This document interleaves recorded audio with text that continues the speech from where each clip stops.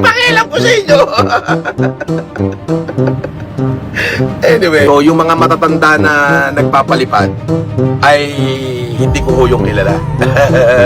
Oo. Pag natapos yung lakad ko, gusto ko sanang pasalamatan si Mami Edith at si Kuraming, Mami Edith at si Ma'am Lorna Rutherford at saka si Karen Whitmore Dong, tawagan mo sila, padalan mo sila ng tig $250,000. Ganito ang ginawa ni Francis sa akin na in-ignore niya, hindi niya kinakilala ang utang niya sa akin. I promise, kahit hindi man ako mabayaran, basta mapakulong siya, ipakulong ko talaga yung lintik na yan. Eto, question lang po. Nabayaran niyo naman ako yung mga nilong niyo. Are you okay? Quits na ba kayo sa bank or hindi pa rin?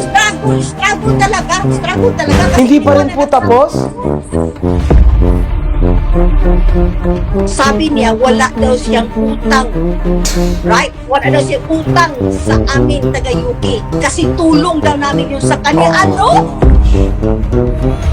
Bago yun, Francis. Bago yun. Kung nanood ka man, ilagay mo dito sa utak mo yung mga pira na yun na sa mga lawyer mo, pagmula pa doon sa eleksyon, hiram yun sa'yo. Yung mga palipad namin at saka yung plates namin sa yung mga militarian, yun ang tulong. Pero yung mga bago sa loan, sa lender, hindi yung tulong. Bayaran mo yun. Mahirap talaga yung ginawa niya sa amin. Talagang pinangkrap talaga kami ni Francis. Sa totoo lang, hindi pinangkrap talaga niya kami. Kaya galit na galit. Galit ko siya until to my whatever. Basta ang galit na galit ko talaga sa kanya. Walang kalagyan. Lintik, bakit ako na scam nitong Kudman na to, swindler, scammer. Bayaran mo kami lahat dito, quit ka na sa amin. Pero pag hindi mo kami bayaran, alam mo na kung na mangyayari sa'yo, Francis, ha? Pag walang mangyari nitong mga summer na to dito, uuwi talaga ako dyan, MJ. Sampahan ko talaga siya.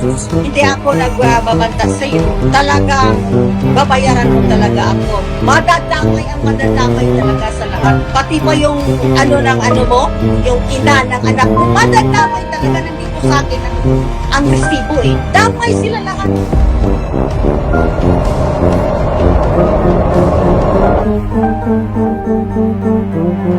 So, hindi ko po alam kung paano nabuo yung 5 mommies na yan. Hindi ko po alam.